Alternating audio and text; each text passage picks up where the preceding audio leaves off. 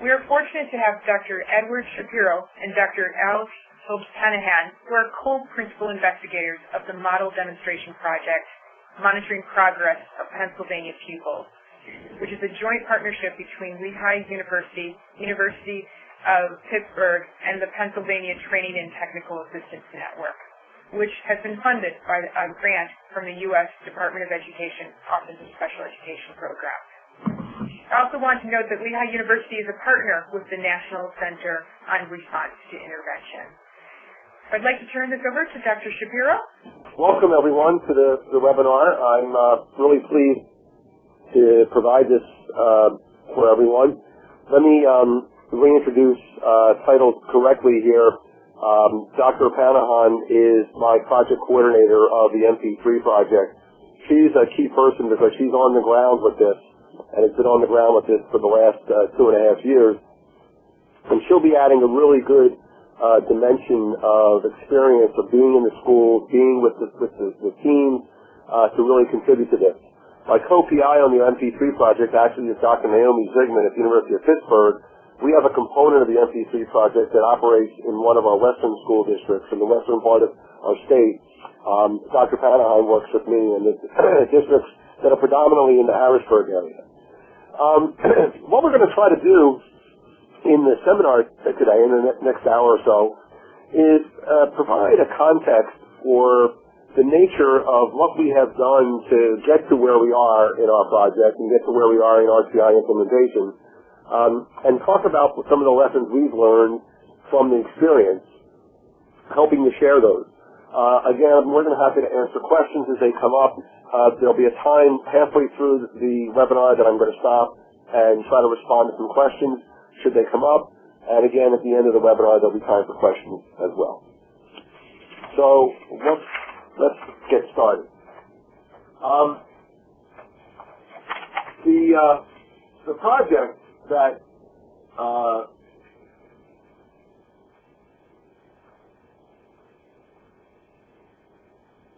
the project that we were involved in, that we are involved in, is a model demonstration grant designed to really look at and implement the process of progress monitoring within an RTI model.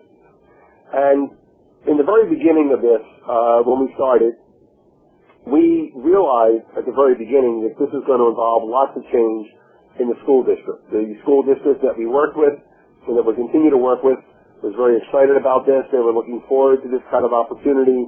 They had been involved in some aspects of change, but they realized very much right off the bat that we really were talking about rethinking instructional decisions. And knowing how difficult this is going to be, we expected this is going to be a 3 to 5 year process to completely achieve that kind of change.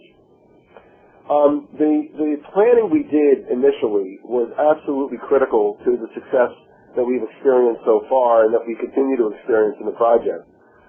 In particular, we started with the selection of schools. And when we really looked at selection of schools, we really relied predominantly on the school district to tell us about the schools that they felt they needed the most attention to. This is a district that had one school that was already implementing a school-wide change model. Had started it about a year or two before we came on board with our project. So they had some experience with this in one particular school. The schools that they selected for us to work with are schools that they would consider to be their most high-need schools beyond the one where they were already working. And that's exactly what we were looking forward to when they made those selections. We had to obviously talk about how we were going to roll the model out, talk about professional development and training, and really have spent a lot of time in the most recent year talking about how we were going to sustain this when we leave the scene of support for the project. And the preparation for this began several months prior to implementation. To give you exactly how much time, from the time that we learned about the award of the grant to the time that we actually implemented the very first aspect of this was about a 9-month period of planning. And we were very active throughout that 9 months from beginning to end of really developing a well-thought-through strategy for full implementation. I'm going to go to the next slide.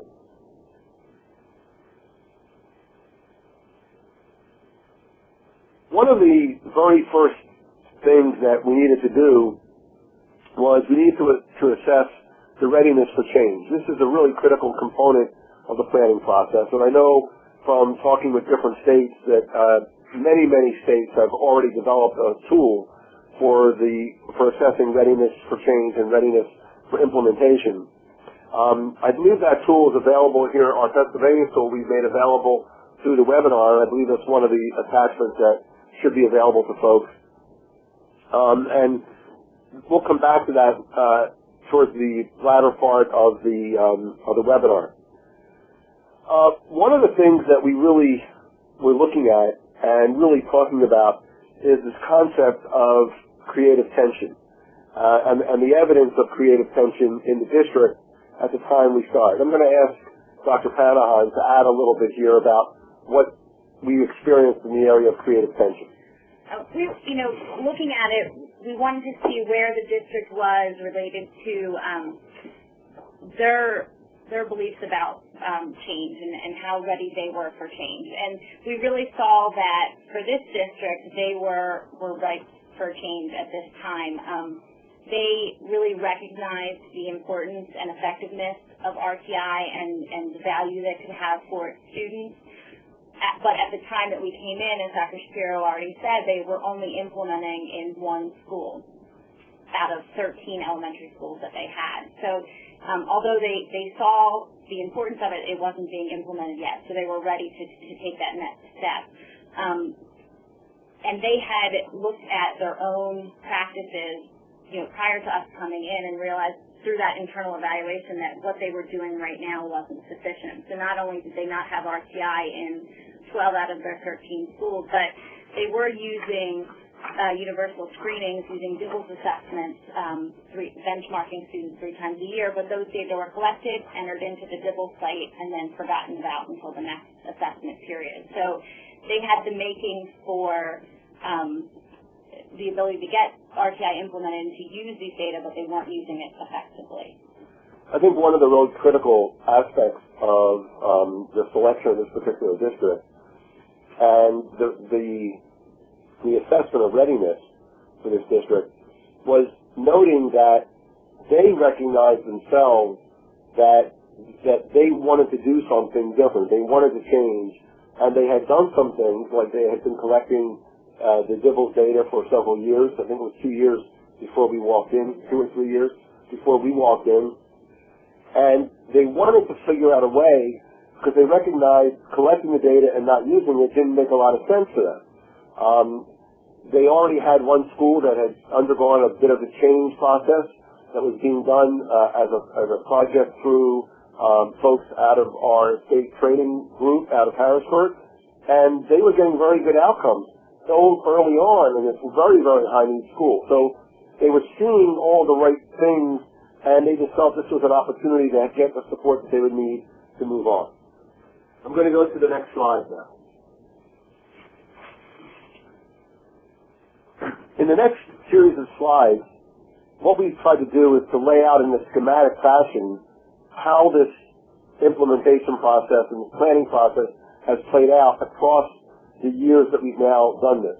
We'll be getting into this in more detail subsequently in the webinar, but I wanted to at least walk you through what these schematics were like. So in the period of time between when we were awarded the project, which was actually October, we actually didn't really start the planning process until about January. It was our first series of meetings, December or January. So from January through the beginning of the fall school year, which would have been in September, we went through the following process. So we started by, of course, we had developed the model, and we needed to discuss that model with the school district. We met first with district administration. So that meant all of the major district folks, including the superintendent. This is a fairly good-sized school district for our state. School districts around the country are much larger than this, but this is a school district of about 18,000 students. For Pennsylvania, which has 501 school districts, it's a good-sized district. In many parts of our country where we have county-wide districts, it's minuscule, I know. But we met with the superintendent, we met with the director of curriculum, we met with the director of special ed, the director of pupil personnel services, and really laid out for them what this project was going to be about, and obviously they were excited and on board. Then we met at the building level. That was our next major meeting, where we met with the building level administration. Now that would of course be the principal and the staff around that. So that involved predominantly what members was that typically involved? That was with the building principal. That was the building principal. There was some of those key administrators that had been involved in the district meeting. What we had was in our project was we have 3 schools that we were going to be working with. But our project was set up so that we would only really work and implement in one school in the first year, and schools 2 and 3 would be schools that we called our lag schools, or those were our watchers. Those were schools that sat around and watched what was happening down the road so that they would get a sense of what was going to be happening in their school in the following year. But we met with all the principals of all the schools and the staff of all those schools at the same time. And this was very important and very strategic because we knew that the staff at the school that we were implementing in, our first school, I'm going to use the school names, it'll be a little easier for me. A school that the implementation school name is Phillips Elementary. And the other 2 schools are Lawton and Rutherford. And it's important, at least it'll help me talk a little bit better if I use the names of schools instead of just school 1, school 2, and school 3. So at Phillips, we knew that, of course, their staff would be the most anxious because they were going to be becoming the implementers of this early on in the process.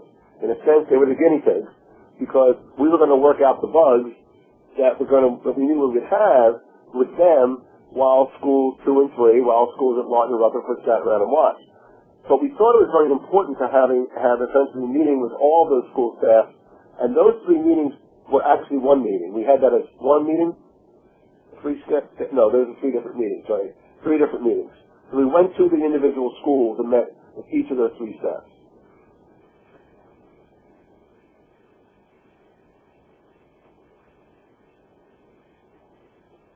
On the next slide, we now reached the implementation part. And one of the major aspects of RTI, as you all know, is the need for professional development. So in the first year of implementation, we had extensive professional development throughout the school year. It actually started in the summer prior to the start of school for the staff at Phillips, School 1. And it involves essentially 3 major components, as we always have them: training with the core team, coaching, and consultation and support. During that time, we were not intervening at all with School 2 and School 3. We were collecting data there, so they were collecting the same kind of data that we were collecting at Phillips, our implementation school. But we really didn't do anything other than collect the data and let them know that we were going to be coming to do more professional development much later in the school year. Alex, you want to say anything else about the nature of the training, the coaching, and the consultation at the first year's implementation?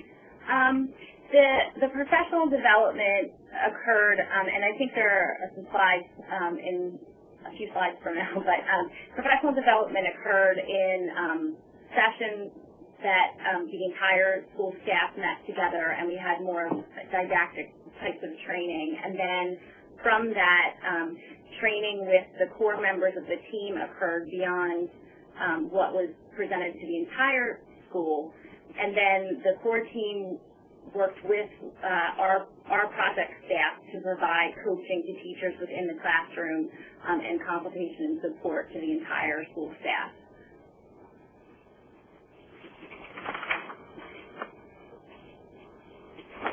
At Phillips, who was on the core team? The core team was essentially the instructional support teacher, the reading specialist, and the special education teacher were involved. Okay. And in the second year, they added an intervention specialist. An instructional support teacher is something specific to the district here in Pennsylvania, but that's really someone who's an interventionist who supports teachers in doing intervention for kids that are struggling.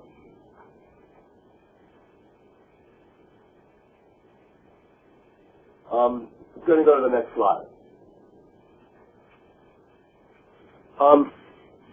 As we entered the second year of implementation, we again repeated professional development with all schools. So we engaged all the schools now, both Phillips, the school that had implemented the first year, as well as schools that were going to be implementing in the second and third year in professional development. And again, it involved core team teaching, coaching, and consultation and support. One of the differences, however, at Phillips was that what we tried to do there now, thinking about sustainability, is in that second year, is we got the coaching and the consultation and support to be done by staff at the school who could support the core team. Is that right, Alex? I want to make sure I get that right. The professional development and all of the activities related to coaching and training that occurred in year two in the second year for Phillips was done by district staff. So either staff within the school, that core team of individuals, so the IST teacher, the reading specialist, the intervention specialist, we're providing the training. We're going into the classrooms and providing coaching. We're providing support to teachers, answering questions.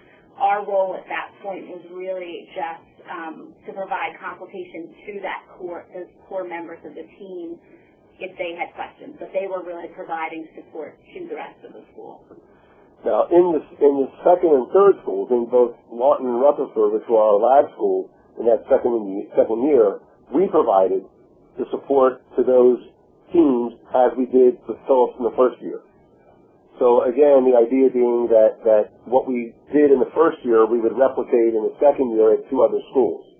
I'll talk a little bit about this later, but one of the very interesting phenomena that we have found, and we're going to talk a little bit about some of the data at the very end of this, is that the amount of time it has taken for our lag schools to reach the same level of fidelity of implementation as our first school is about one-half the time. So what it took the first school to do in a full year, we've seen the second and third schools do in about 6 months, which means now we're in our third year of implementation, and we're seeing the sustainability in the other two schools to be equally as strong as it is in our first school. There are still some issues in that second and third school because they're suddenly recognizing that the support level they've had is beginning to move away from them as we begin to turn more and more over to them. But we know that they'll end up catching up to the point of implementation with high fidelity at a very, very fast rate, much faster than it is for the first school. So I'm going to go to the next slide.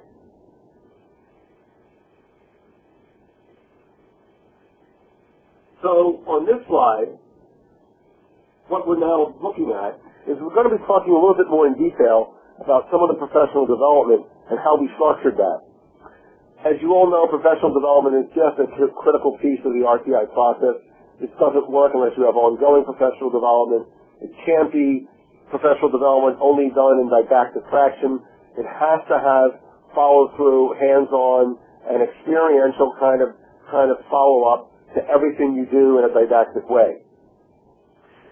In thinking this through, as we thought about the professional development process, the school district had an individual who was responsible for the school district's professional development plan. And she became a critical person for us to interact with because she became the key liaison to understanding and knowing what aspects of professional development were really needed by the teachers and the staff in the schools and which aspects they really already had. One of the things we were able to do, and this was a function of the way the school's contract was written, is we were able to take advantage of having 45-minute sessions done with the entire staff. And these were the sessions that were done prior to the start of the school day. Yeah. So these sessions would start, for example, school day started about 8:45. We would have a session from 8 o'clock to 8:45 in the morning. Of course, we would provide the obligatory coffee and donuts or whatever treats we could find to get people happy to be there that early in the morning. But this worked out tremendously well. Because we could do 4 of these sessions, we could do a short, focused professional development on some aspect of the RTI process, and then could immediately follow it up with in-the-classroom kinds of coaching and experience and mentorship that would then bridge to the next 45-minute session that may have occurred about 7, 8, 10 weeks down the road. Well, actually the 4 sessions that occurred in the year prior to implementation were mostly introductory sorts of activities, going through an overview of the model. We really wanted to make sure that the teachers at the school felt that they had knowledge about what was going to be happening before we just walked in the door in September and said, here's what you have to do. So we had 4 sessions in the spring months, one a month, in the spring of the year prior to our starting implementation, to get them introduced to the model, and then also just to kind of begin the process of talking about data analysis and using database decision making. Yeah, let me correct myself there. I was jumping ahead of myself here, and that's why I have Alice here. She keeps me straight. What we're talking about here is prior to the start of the implementation. This is during that 9-month period prior to implementation. We had these 4 45-minute sessions held before school with the staff to do an introduction so that folks would get comfortable with it. We began to do more focused kind of training in the summer prior to implementation. We were able to take advantage of an opportunity here in our state where we have these what's called Governor's Institutes. I know other states that have done these. I actually was involved in doing part of one in Virginia this past year. These were 5 days where the data team, the key team members from the school, which consisted of what membership? What was the membership of that team? That core team that we already talked about, the IST teacher, the reading specialist, intervention specialist, and then the school psychologist, the principal, obviously, a couple of classroom teachers that were representative of the grades. These were key teachers selected because they were selected to be part of this core team. The librarian. The librarian was on the team, and these folks attended 5 days of more intensive training to get at the specifics of what it was going to be like as we implemented. Now, during the first implementation year, this is when we also had this opportunity of 7 45-minute sessions that were done throughout the year. These were these brief sessions done in the morning prior to school, which allowed follow-up during the school day and other parts of the year. And between the sessions, we also had standard 2-hour in-services. We had 2 of those during the year, as well as another full day of training. So you can see the amount of professional development time that was devoted to this by the staff of the district. I'm now going to move to the next slide.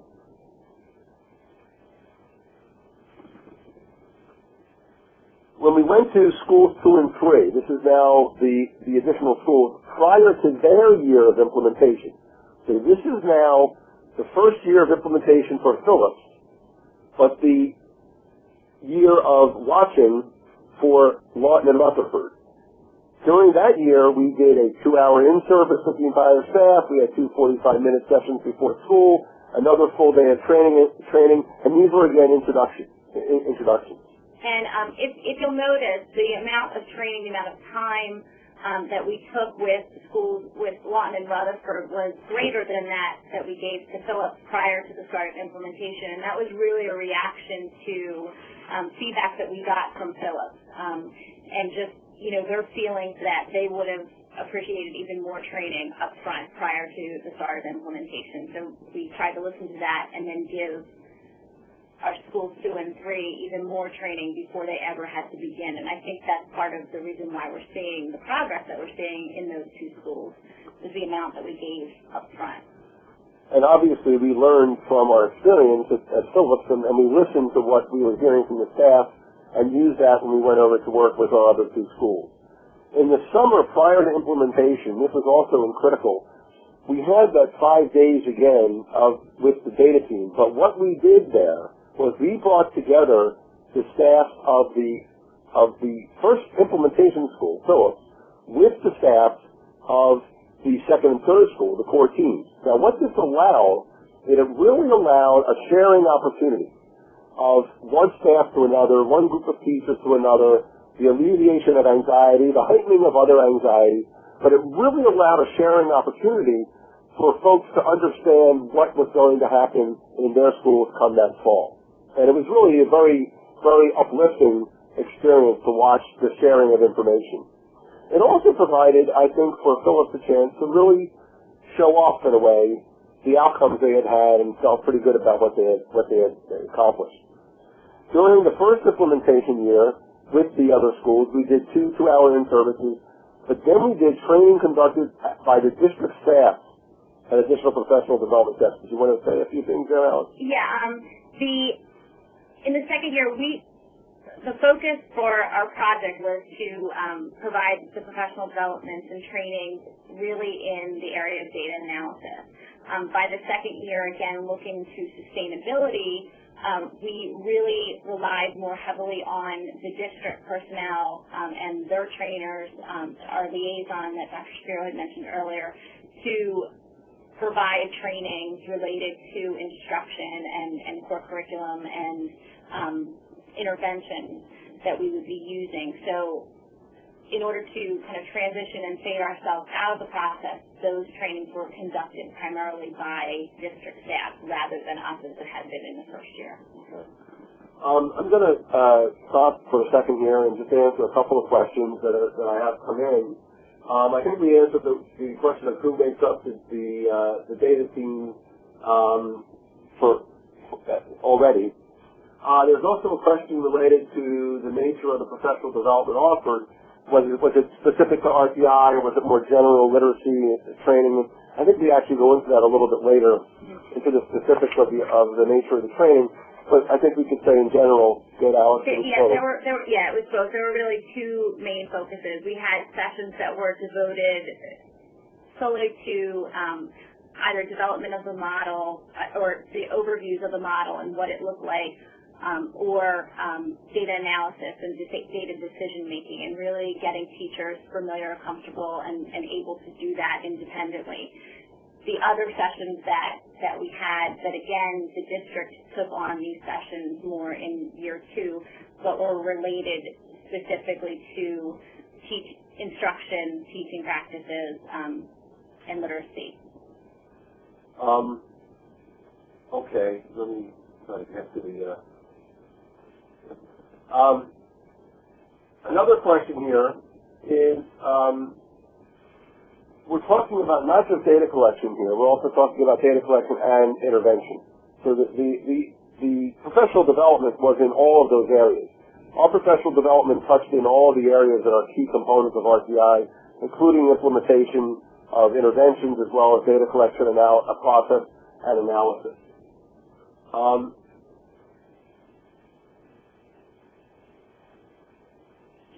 Another question here is, the area we have most trouble in is who will do the intervention. Let me just say a few words about that. We, in our state, in Pennsylvania, this is a decision we made as part of our model, and it's a decision we made in our state. We use a standard protocol approach to intervention. And by using the standard protocol approach, it allows us to group kids who have similar and common skill need issues into small groups, depending on Tier 2 or Tier 3, of anywhere from 6 to 10 at Tier 2 and anywhere from 3 to 5, usually at Tier 3, into groups that are then going to be instructed by key folks in the school, which would include those who are interventionists and those who are also regular ed teachers, the special ed teachers involved in this. Those are the folks that are used. And because we're not doing individualization, very often a problem-solving model, we have the resources to make this happen. In a school like Phillips, where we started, where we probably had somewhere around 50% of our kids in some grades at either Tier 2 or Tier 3 kinds of interventions.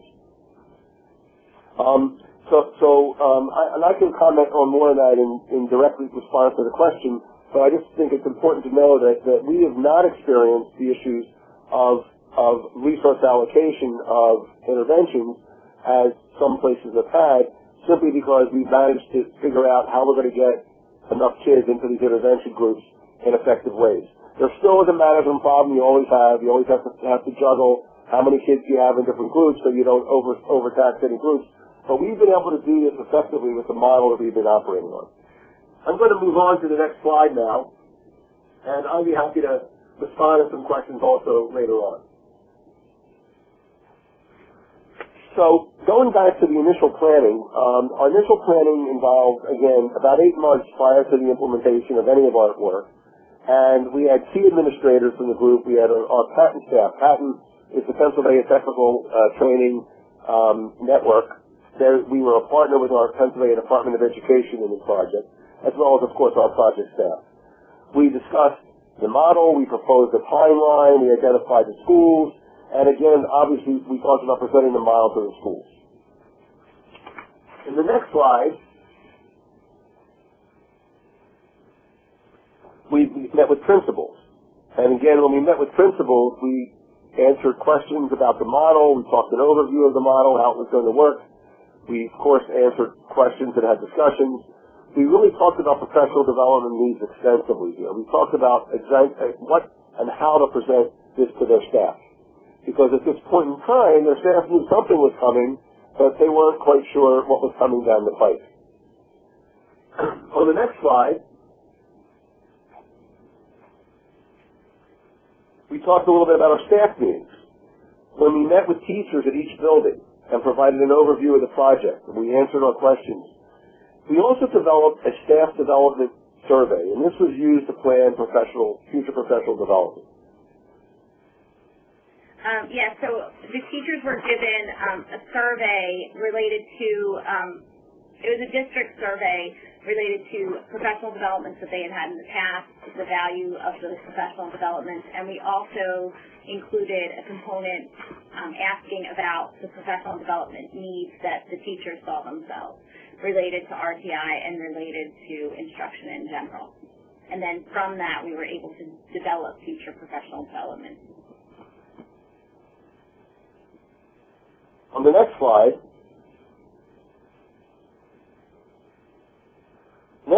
talks again about the nature of our professional development, how we started, what we started with.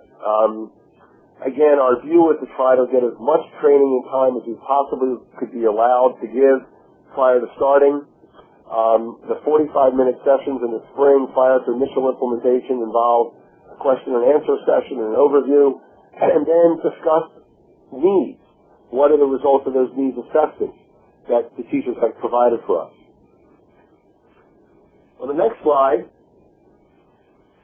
we talk about the professional development, and we indicated here the nature of how we focus that professional development. We always paired any direct delivery, any didactic kind of training, always paired with chance to practice, with guided practice, which is always followed up in the classroom over the period of time between our professional development sessions.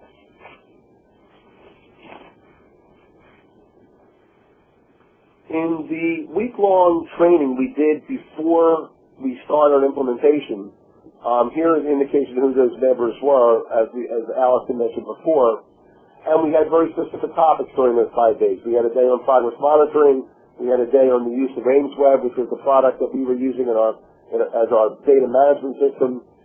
We talked a lot about data analysis and interpretation, and we talked certainly about database decision-making. So what we really tried to do when we got to this level of professional development was to provide professional development that was very specific, very targeted, and was going to be very practical and useful for what was going to occur in the fall.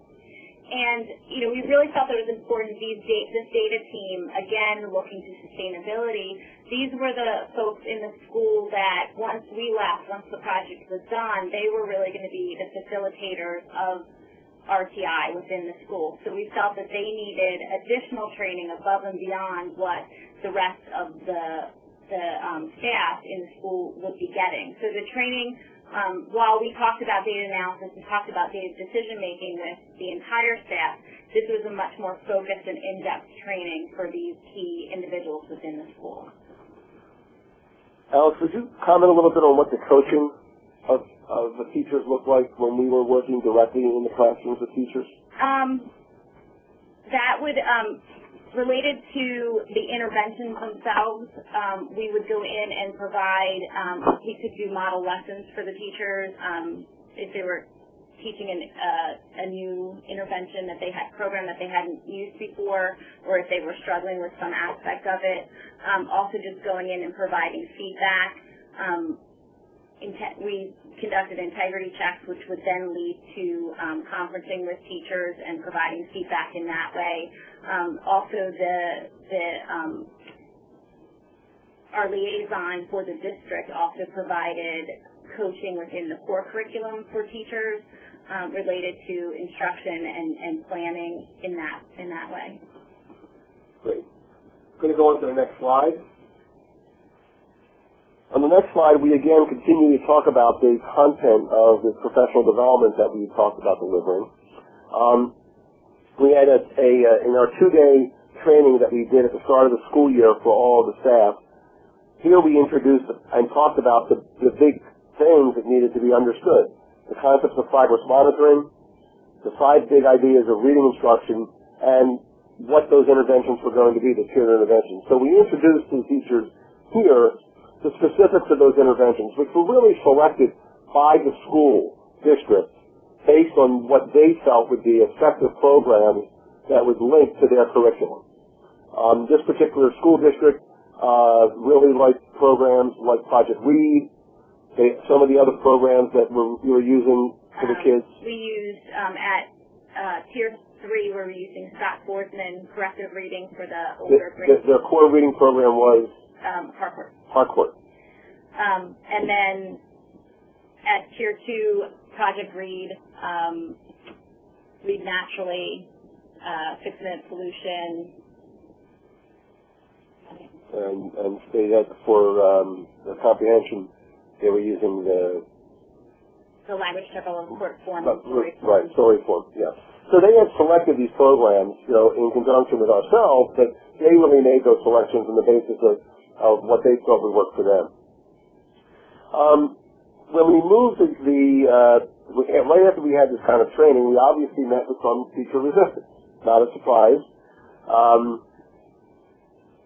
Some of the kinds of concerns we heard were, you can't make decisions just off numbers.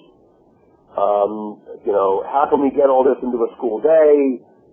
Are we going to lose a lot of time by kids moving around our schools because they're going to have to change classrooms for tiered interventions? And this is putting a lot of extra work on classroom teachers, like progress monitoring. And our efforts were to address these concerns. Absolutely. The things that we could work with teachers as far as how fitting things into a school day. We know that there's a limited amount of time within a school day, but we worked with teachers to show them how this could be implemented without them having to lose instructional time. A big concern that the teachers had was that they were going to lose part of their core time, their 90 minutes of core. And so we show them how this can work with them still having 90 minutes of core and this being an additional time period for them to provide instruction.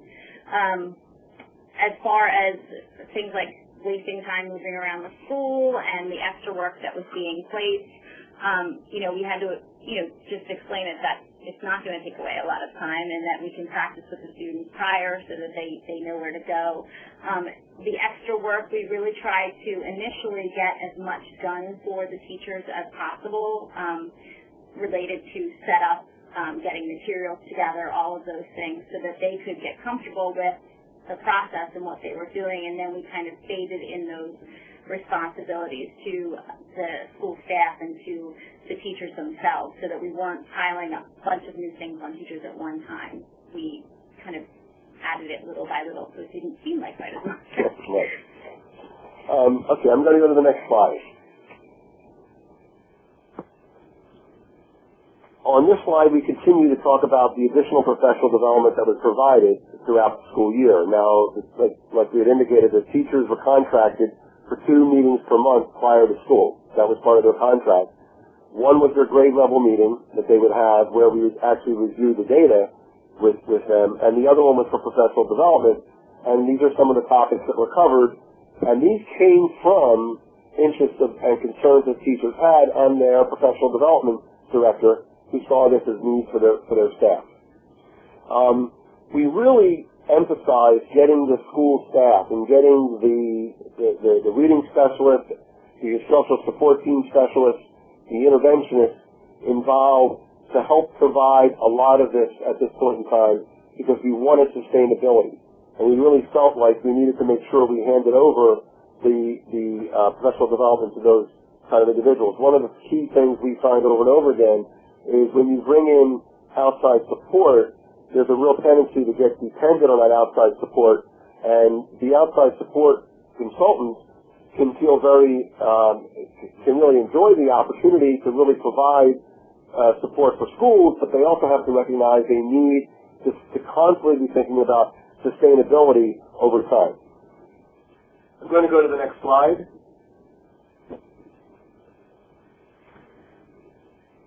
In this slide, we really talk about the fact that we really consistently, in building the professional development process, build upon skills that were there in the past. We always reviewed past sessions. We always provided practice in skills that individuals were asked to learn, and then we introduced new information. So we had a constant or consistent process that we used in the professional development process. As I said, we always had this in vivo, hands-on follow-up training and coaching that would follow any of our professional development. And again, this was often not always done by our staff coming from our MP3 project. We wanted the district personnel to carry this on, and we really emphasized that. It's so important to fade what we do in order to really make this work. I'm going to go to the last few slides here, and then I will have some time to respond to any additional questions. We use this assessment of readiness scale, which is a assessment of readiness for RTI scale that we've been using in our state of Pennsylvania. If this is not available currently on the site, I'm sure that AIR will make this available to anyone who's interested. But what it really is something, and I've seen a lot of these around the country, it really simply takes each of the components of RTI and breaks each of those components out. And each of those components then is rated by the staff themselves at the school, and they're rated as a collective. So it's not one person's view, but it's the view of the principal combined with the core team on a scale of 1 to 3. 3 being highly implemented. Highly implemented. 2 being low level of implementation. Oh, 2 is moderate. Moderate level, and 1 is a low level of implementation. We just recently went back to all 3 of our schools. On Friday of last week, in preparation for this webinar, and asked them at this point in time if they would go through and do the self-assessment. Now, again, get the context of where they are. School 1, which is Phillips, has now implemented the RTI model for 2 full years, is now in the beginning of their 3rd year. We have reached the point of really just doing a check-in and check-out kind of methodology with them. They're really fully sustaining the model. That's where they are. Schools 2 and 3, that's Lawton and Rutherford, they are now at the beginning of their 2nd year of implementation.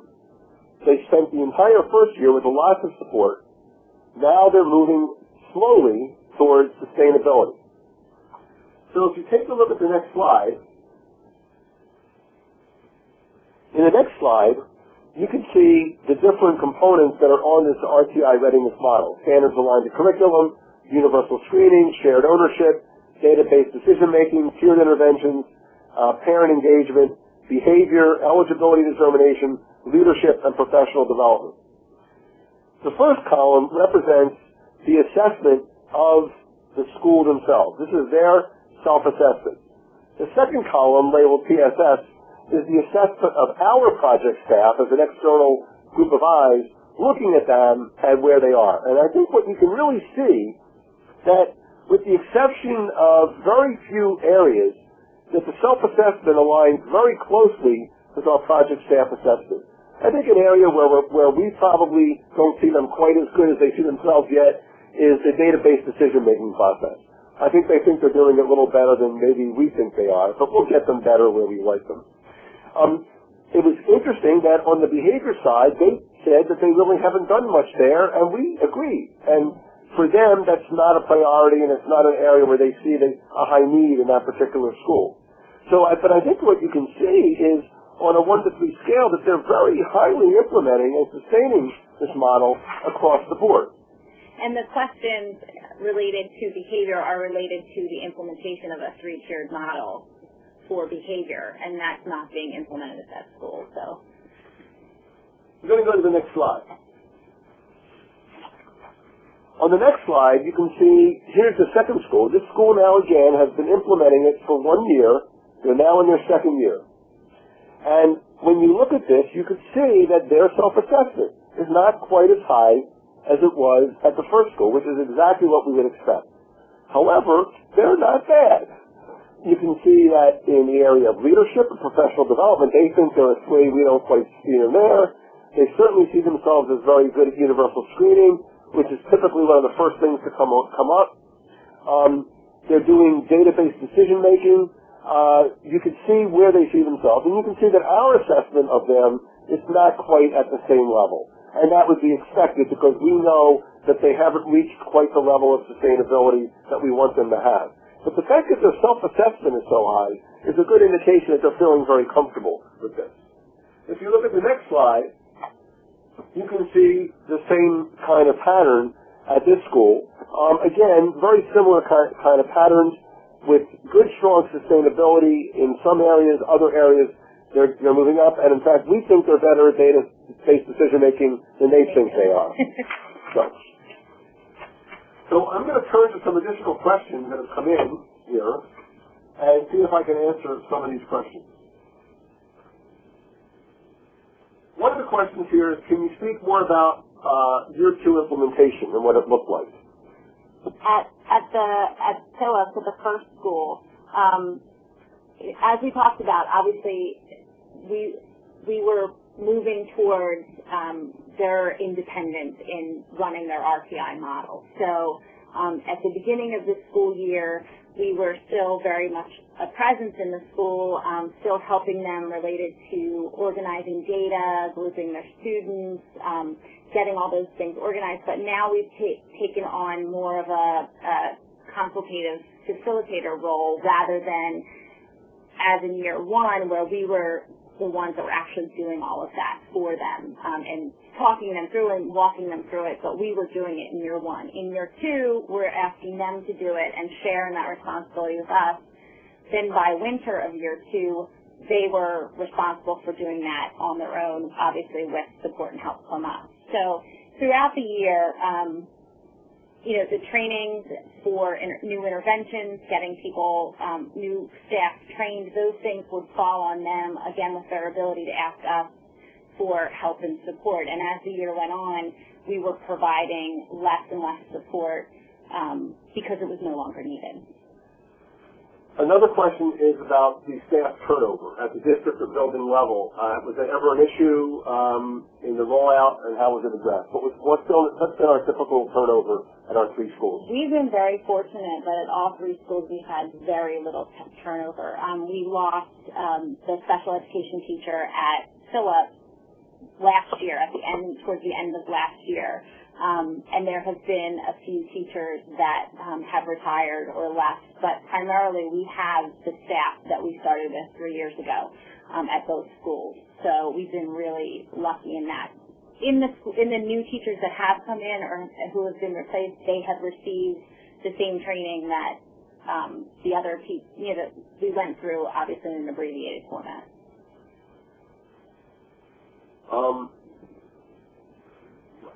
One of the questions has to do with where would folks who do the intervention reading get additional training and support for this. And I think that's very much determined by a school district.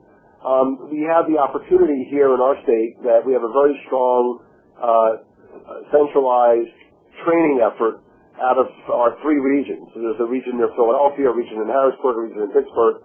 And these folks have a major responsibility for providing professional development and training in a variety of all kinds of areas of education to the folks who are part of their district catchment areas. So there's a great opportunity for ongoing professional development, and that's typically where these folks return. In addition, districts provided opportunities for professional development themselves. They would provide that for their staff as part of their normal professional development process, and they make sure that their staff had the kind of training that they really would need.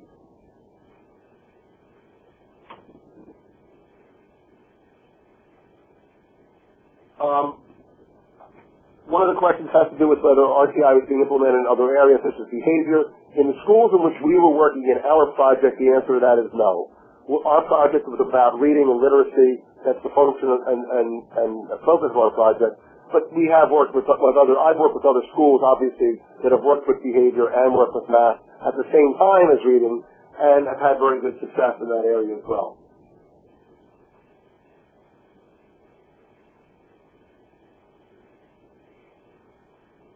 Another question has come in: did the schools implement their intervention programs using a standard protocol approach prior to implementation?